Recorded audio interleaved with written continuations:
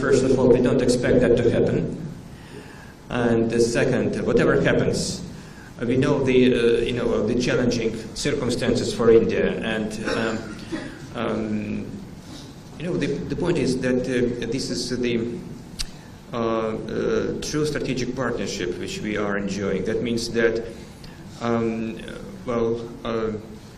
we have earned the trust in our relations.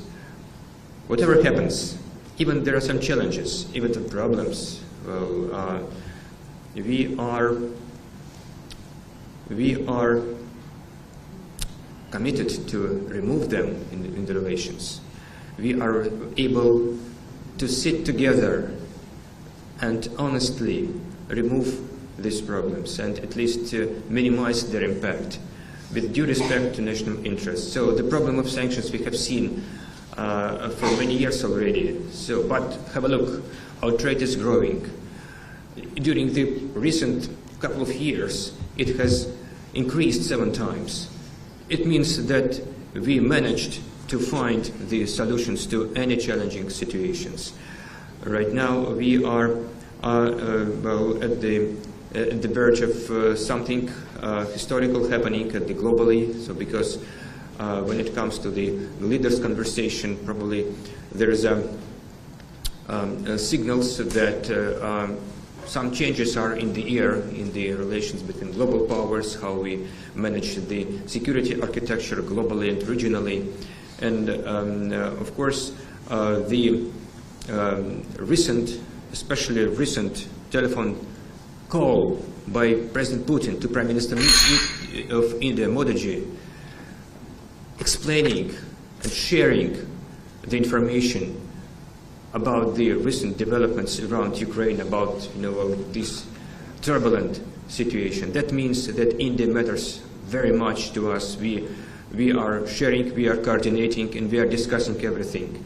So we are absolutely capable to find any solution for the mutual satisfaction, because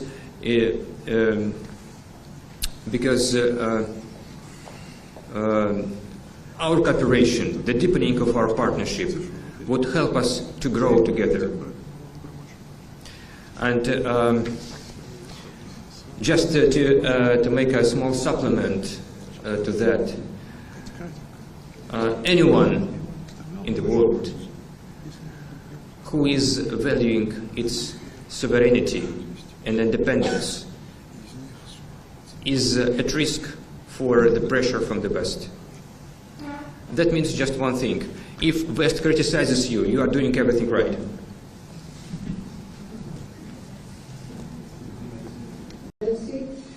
Also, what are the key areas of convergence between the three countries, Russia, China, and India at this stage?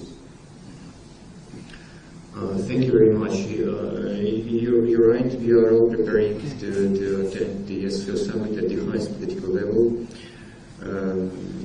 Quite recently, during the engagements with the Chinese foreign minister, in recent days, the Indian side confirmed the participation of Honorable Prime Minister Xi, attendance of the summit.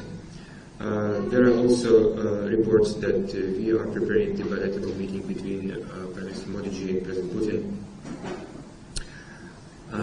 As far as trilateral is concerned, let's see, we are quite hopeful that this format will be resumed sooner rather than later, because its importance is not questioned. But we should wait until the right time comes. So anyway, we would welcome these developments, because it proved its efficiency when we had regular interaction on the ministerial level and even in the leaders level. If you remember, before the pandemic, leaders of Russia, India, China used to meet regularly on the sidelines of G20 meetings. It would be natural to expect that at some point of time in the future we will have the resumption of this practice, hopefully. And as far as convergence is concerned, of course, the SCO is all about the regional stability in Eurasia, and which is mostly dependent on how the relations between the three largest countries in the region, Russia, India, and China, is developing. So more more interaction, more engagements. We will have more common ground we will find in how we deal with the regional stability issues. So this is also closely linked to the Russian initiative of the establishment of the Greater Eurasian Partnership, which means that we should build the cooperation between the integration mechanisms, multilateral integration mechanisms in the region for the sake of undivided security. That means that someone's security should not be compromised at the expense of some other security. So that's why more dialogue, more benefit will be for all of us. So we are supporting our dignitaries in their conversations. And tomorrow, Dr. Jaishankar will be meeting Russian Foreign Minister Sergei Lavrov. IRGC is the main mechanism of the Russian-Indian cooperation, practical cooperation, and to prepare the contacts of our leaders, which, as you may be aware, there are some information that by the end of the year, leaders will be meeting here in Delhi. No dates have been announced as yet. So, but this mechanism is the critical to prepare the substance of the current of the future engagements. Basically, based on the outcomes of the last year's summits. You remember that Prime Minister Modi visited Russia twice last year.